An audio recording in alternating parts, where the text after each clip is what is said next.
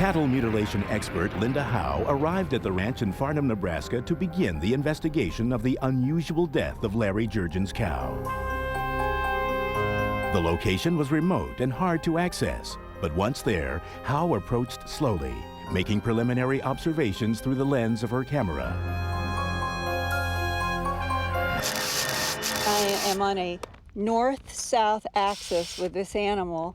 One of the interesting things is, this is a 360-degree, surrounded by hills. Whatever happened in here, it could operate without anybody seeing.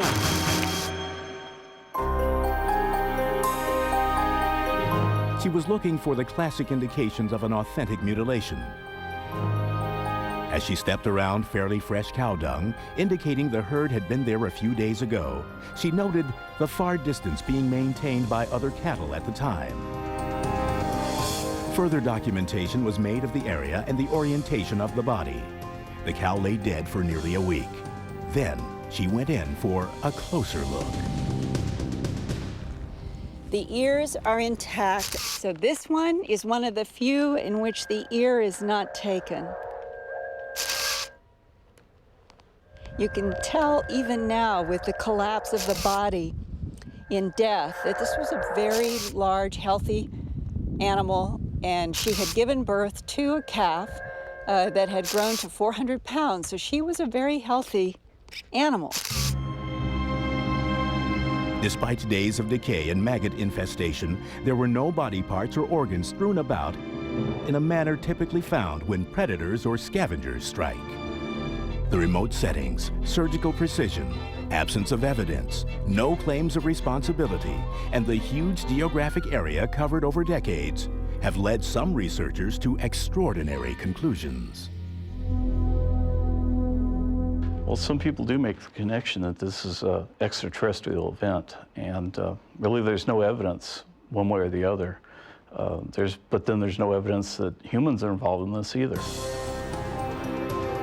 However, they do see UFOs in the area, and leads a lot of us to come to conclusions that this could possibly be aliens involved.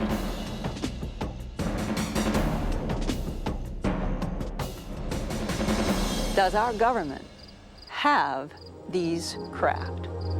And if they have the craft, do they have hard proof that that which is in the craft is involved with the animal mutilations?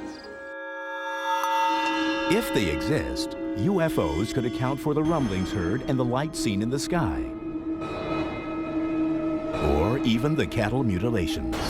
By 1989, I had become personally convinced that extraterrestrial biological entities or something from outer space being involved, this was in fact the story. A story that tells of spaceships that may have the technology to levitate cows up to the craft, perform the surgical excisions, and then let them plummet to the earth. And when you find that the cow had dropped on its muscles, it's consistent with people who said they've seen animals drop from glowing discs in the sky to the ground. Would aliens possess the technology capable of performing bloodless surgery with precision, a process that humans would have trouble carrying out? Most of the cases that we find, the cause of death is exsanguination, complete loss of blood within the body. We don't have the surgical equipment that it takes to do that kind of thing. The kind of vacuum that would require to do that is just not available, even in hospitals, let alone in the field. But even if extraterrestrials had the ability to conduct this long-term killing spree, is there a motivation?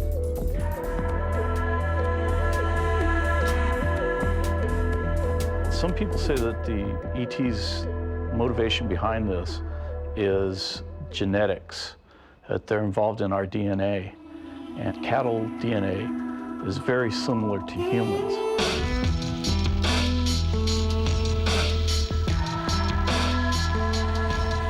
This suggests that aliens are harvesting bovine biology as part of a mission that serves some greater galactic purpose.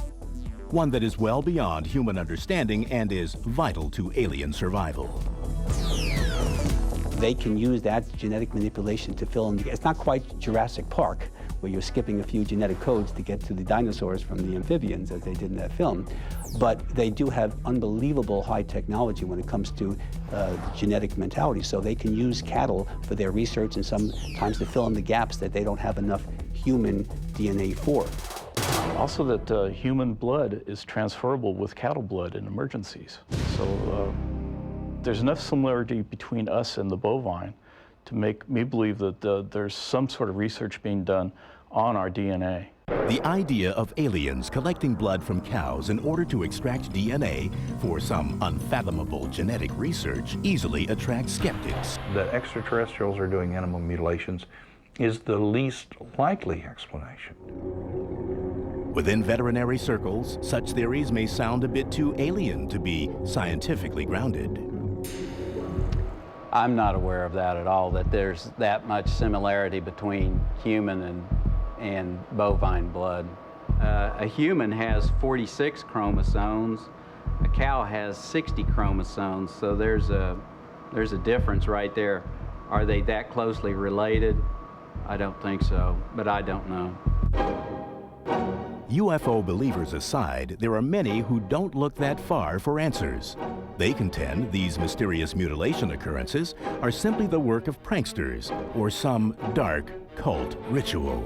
I have seen instances where animals were mutilated or maimed, but in all those instances it was corroborated with law enforcement effort. People that it was actually the act of a mentally ill person. But otherwise, I've never seen an unexplained mutilation. We've been 30 years, 40 years now of these abductions, and nobody's ever seen a human involved in this. There's never been a farmer come across somebody in the middle of some sort of a satanic ritual or something. For the ranchers in the western prairie states, cattle mutilations are a loss of inventory and a loss of revenue. And they want some answers. By 1975, cattle mutilation mysteries were so prolific, Colorado Senator Floyd Haskell asked the U.S. government for help. In a request dated August 29, 1975, Haskell wrote, "I'm asking that the Federal Bureau of Investigation enter the case. Although the Colorado Bureau of Investigation has been investigating the incidents, the lack of central unified direction has frustrated the investigation." The Colorado Bureau of Investigation got involved in this in the late 70s because there were so many complaints from farmers that they were losing their cattle. Now, this is their livelihood, and they're losing valuable cattle every day. Haskell's letter warned, "It now appears that ranchers are arming themselves to protect their livestock and their families. Clearly, something must be done before somebody gets hurt." They didn't really have an idea what was going on.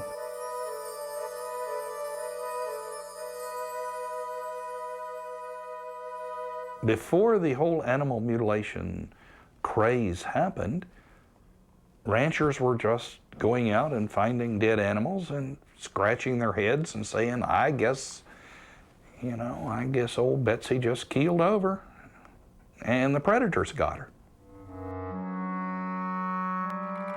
In his reply to Senator Haskell, FBI Director Clarence Kelly wrote, "I regret to inform you that these actions do not constitute a violation of federal law, coming within the FBI's investigative jurisdiction." March 14, 1979, New Mexico Senator Harrison Schmitt, a former Apollo astronaut, called for a federal investigation citing the mutilation phenomena crossed state lines. I think they really thought at one point that it could have alien involvement. They really, at the final conclusion of it all, they just really came to the point where they thought that it needed more investigation. This led to the investigation headed by Kenneth Rommel, who retired from the FBI in May 1979, and shortly afterwards assumed the role of Director of Investigations for Operation Animal Mutilation for the state of New Mexico. He looked at many cases, and he was fairly open-minded with his investigation from the report that I've read. Rommel had hundreds of historical and current cases to investigate. Somehow I think his opinion what happened changed throughout his tenure with the New Mexico government. Cattle mutilation researcher Linda Howe had a first-hand experience with Rommel. So we get into the office of Kenneth Rommel, and I'm there to do an interview as a reporter with an investigator working for the state of New Mexico. And we sit down and we're getting ready, and first thing he says to me, you know, I'm going to prove that this is nothing but predator. After 1 year of research, Rommel submitted his final report. It stated, after laboriously weighing and analyzing the evidence, I have come to the conclusion that the vast majority of mutilations are caused by predators and scavengers. All of the news media were doing stories about what is this mystery that is stalking the prairie. The subject transitioned from a rural myth to front-page headlines. News reports elevated the phrase cattle mutilation into the lexicon for strange, unexplained, and paranormal research. Cattle mutilations, like most UFO-related phenomena, have lurked in the shadows of U.S. government conspiracies since the days of the Roswell incident. It's hard to imagine why the United States government, for any reason, would go out and mutilate cattle. I cannot imagine why. And if they did so, why they would do so in a way that seems to mimic the work of predators. The government theory doesn't make sense because the head of the Colorado Bureau of Investigation had said to me, if the CIA, NSA, DIA, FBI, if they were all involved in animal mutilations for some covert government project, they just go out and buy what they needed. They just take them to one of the military bases. They would do whatever they're going to do, and no one would know. What's your take on this deal? Is it just some wacko doing wild stuff, or what? It'd have to be a wacko that had access to the northern hemisphere and the southern hemisphere and every country you can think of, because it's worldwide. It's been going on since at least the 50s. And nobody has ever once been arrested and arraigned on an animal mutilation charge, not anywhere in the world. Her interviews with these ranchers reveal there have been reports of some local residents hearing strange noises and seeing lights in the sky on the nights in question.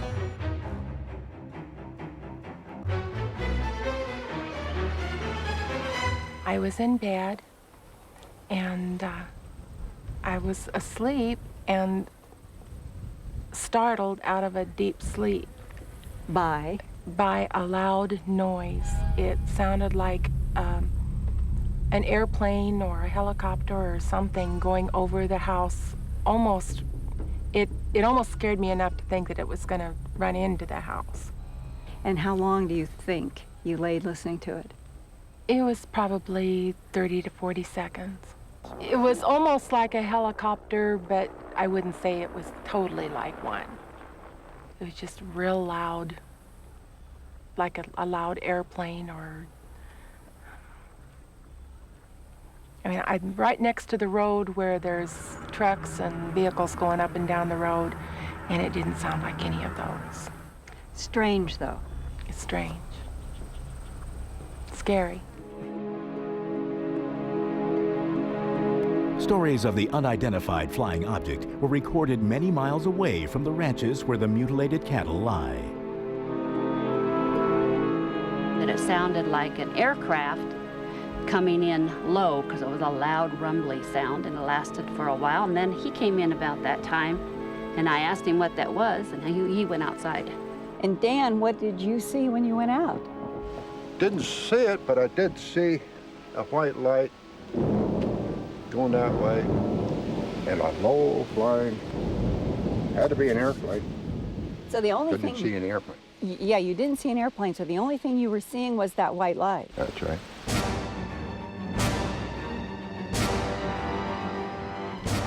With the field investigation complete, the samples are immediately sent to laboratories in Michigan and Pennsylvania for forensic analysis. This is magnetic drag material from the Farnham. And the main thing here is you'll see that the tiny, tiny magnetite and hematite particles are extremely small, from 5 to 20 microns in diameter, which is very small. Some cases we get up 30 or 40 microns, but this particular sample is just these tiny particles strewn all over the soil. So we do have magnetite from the mutilation site at Farnham. Yes, yeah. Magnetite can be found in the meteoric dust floating in space. Dr. Levengood suggests that it can get mixed into plasma energy, like the aurora borealis, commonly known as the Northern Lights. This occurs way up in the ionosphere, about 60 to 100 miles above the Earth. These are self-organized energies that form what we call plasma vortices. These atmospheric anomalies can swirl around so quickly that, like a tornado, they can spin to Earth and pull the magnetite with it. This spiral of energy may explain how the increased density of magnetite gets on the ground. We're not talking about an energy that produces the bovine excision. We're talking about a number of interacting energies, what we call in science boundary conditions. Linda Howe's explanation is that extraterrestrial technology targets these plasma energies at cattle. And what we're looking at in this microscope, in a way, is kind of like the trail, the connection between that energy in the upper atmosphere that has come down and done something to this grass and to this soil. The magnetite is like proof of some unusual interaction. It's a strong indication, yes.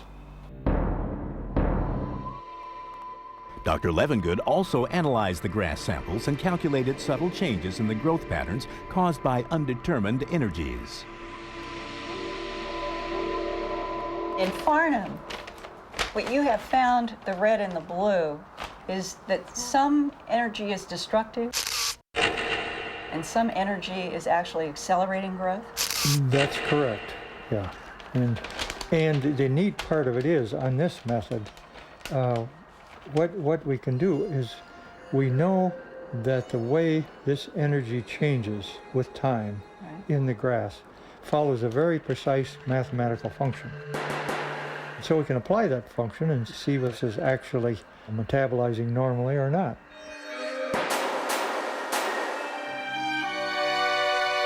Dr. Levengood's analysis indicated Linda's grass samples were taken in a circular pattern around the cow.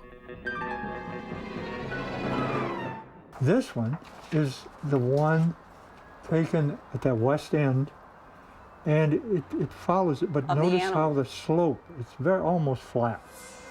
But of the animal, but it still follows that, it's still metabolizing grass. Right. And this is the one taken showing the very high energy input. And you can see the difference in the slope of those two. And this is the one that was north or northwest. That was the one that had the accelerated growth. And when your data, you found that there was a direction and a change in the energy before you've even seen these photos. Yeah, now that I don't... Even though Dr. Levengood had not seen these images before, his findings were consistent with the photographs from the Farnham site. That's where the energy was destructive. That's right. And the graph is related to energy out here. Yeah, it'd be over in here somewhere. Suggesting that something came in from the northwest. Yeah, right. Exactly.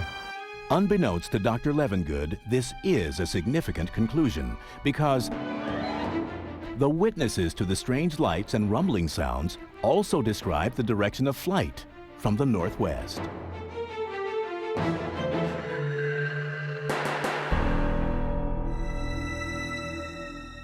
This hide sample removed from Larry Jurgen's mutilated cow featured 2 small holes that Hal believes indicate surgical access to the cow's heart area.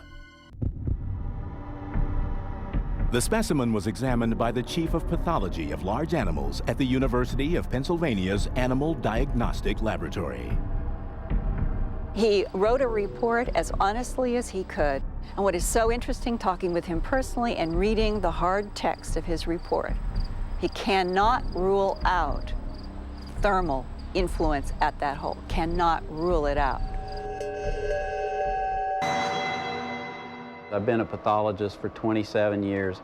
I have not posted a cow where I felt there was an unusual circumstance of why the tongue or the udder or the rectum was removed that was not explainable by predators.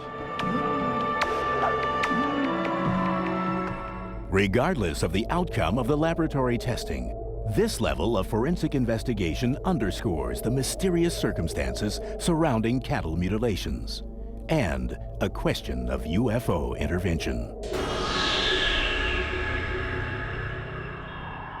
Our government still stands by the Rommel report from 1979 that these abduction cases are nothing more than humans being involved or predators being involved.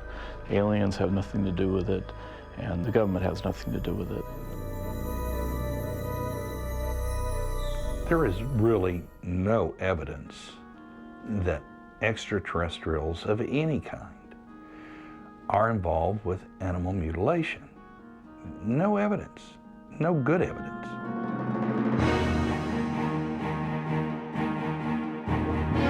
In the final analysis, no witness admits to seeing the cow being mutilated.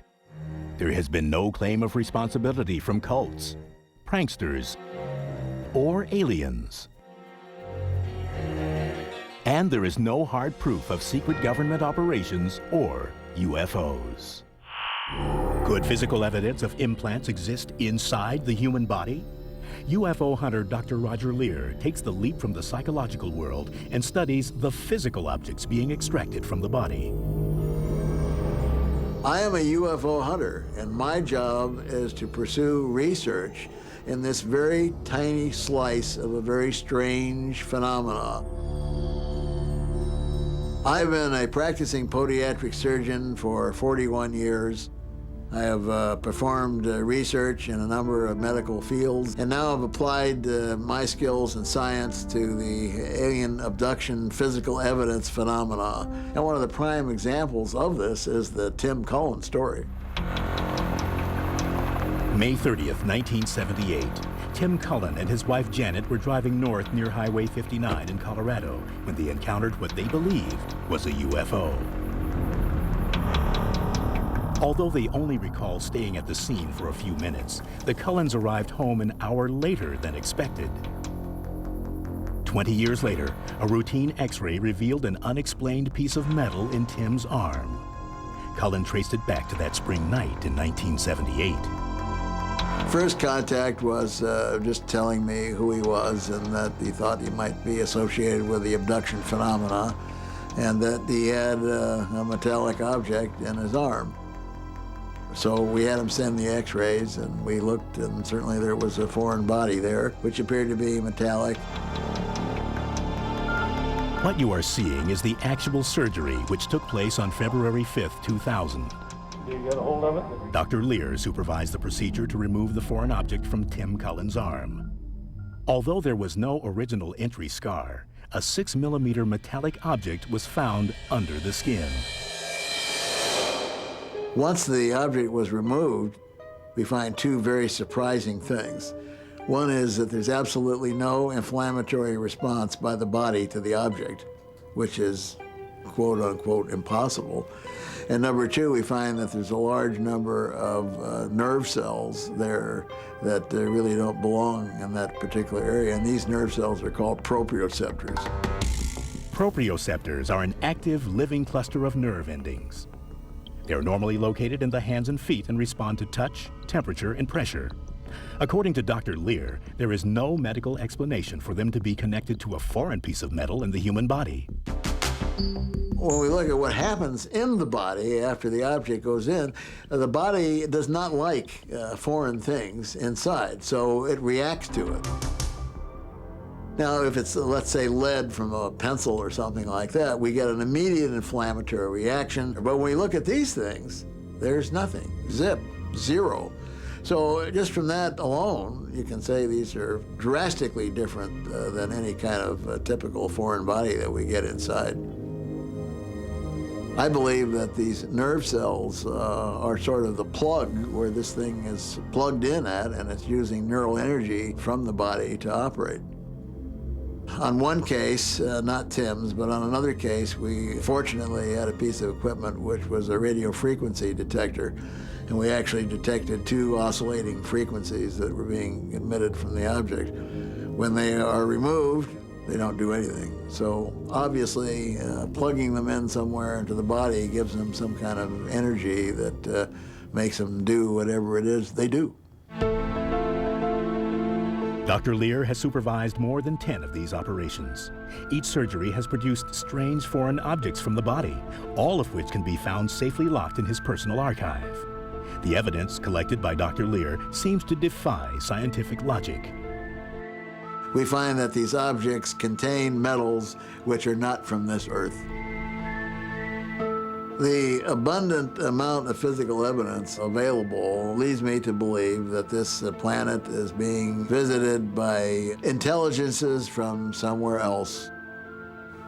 That is why I'm a UFO hunter. Ultimately, validating the hard evidence accumulated by UFO hunters is just as important as recovering artifacts. Whether the substantiation comes from science, metaphysics, documentation, or imagery, UFO hunters will not risk their credibility by presenting false data. Since many UFO sightings are allegedly caught on film and video, attempts to verify or validate the images comes down to researchers like naval optical physicist Dr. Bruce Maccabee. I'm a UFO hunter, and my job is to separate the wheat from the chaff. For example, in the photographic cases, to be able to separate the cases which are mistakes or outright hoaxes from the cases which can't be explained. Dr. Maccabee has authored 36 technical articles and more than 100 UFO research papers over the last 2.5 decades. I've known Bruce for over 30 years. I find that he is persistent, he is consistent, he is scientific, and he doesn't let opinions come in so much as science. In my opinion, Dr. Bruce Maccabee is indeed a true UFO hunter. Dr. Maccabee uses computer analysis systems to actually feed in and analyze each frame of a video, for instance, or to feed in a photograph. As a result, he has done investigations that stand the test of time. I have done not only photographic research, but also historical research into the subject of UFOs. Dr. Maccabee is convinced that photos alone can't tell the entire story. He believes that the U.S. government is withholding vital information. I was one of the first people to try beating down the doors of the government by getting information out about the FBI. J. Edgar Hoover himself says it is not now, nor was it ever was, the role of the FBI to be involved in UFO investigations. Dr. Bruce Maccabee filed a Freedom of Information Act request. This is back in the 70s. Got 1,600 pages of material. When I got it and read through the documents, I could see that there was information in the FBI file that was nowhere else, including comments by Air Force people that were stored in the FBI file that you can't find in the Air Force file. UFO hunter Nick Redfern sifts through thousands of government documents from around the world to seek hidden information about these UFO claims. My background is largely looking at things from an official level, trying to determine what has been learned about the subject, what has been uncovered by, for example, the British military, the British Royal Air Force, the Ministry of Defence, and over here, the Central Intelligence Agency, FBI, National Security Agency. What drives me to investigate UFOs is Basically, I think that at an official restricted level, there are people who know the truth about this particular subject. And I feel that if something so important and potentially mind-blowing and life-changing as visitors from another world actually coming here, I think that all of us have a right to know this. Based on my research, I'm convinced that UFOs are real, they're coming from somewhere else, and they're visiting us. And that's why I became a UFO researcher.